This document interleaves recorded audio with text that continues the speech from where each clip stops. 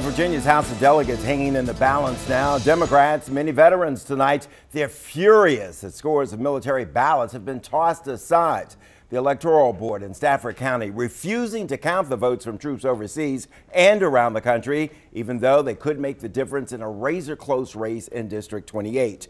Bruce LaShan reports it's a question of when those ballots arrived.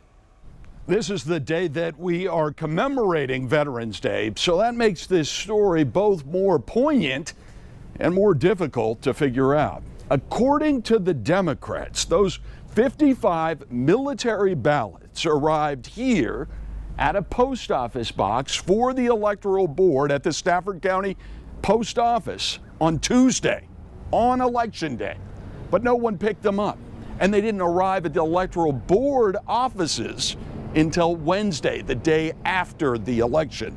And so a majority of the board decided that they should not be counted. It's hard to come up with the right adjectives to describe how outrageous and upsetting it is to learn that members of our electoral board in Stafford County are refusing to count ballots that are in their possession, ballots that they know for a fact got there on time. The county offices are closed for the day, and at this point we have been unable to get a hold of the registrar, Greg Riddlemoser.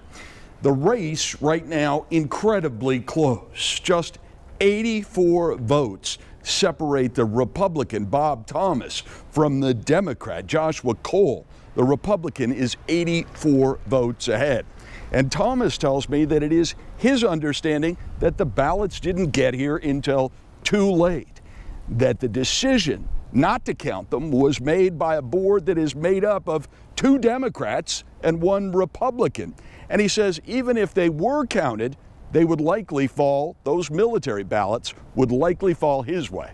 The Democrat says that is not what is important here. We don't know which way these ballots can go, whether they go in our favor or not. The fact of the matter is there are voices that need to be heard, and they are being muffled. Joshua Cole's campaign manager says that they will keep fighting this, even if they have to go to court. In Stafford County, Bruce LaShan, WUSA 9.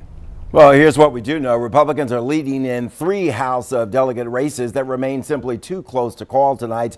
Final results in those 3 races could give Republicans or Democrats control or leave the House tied.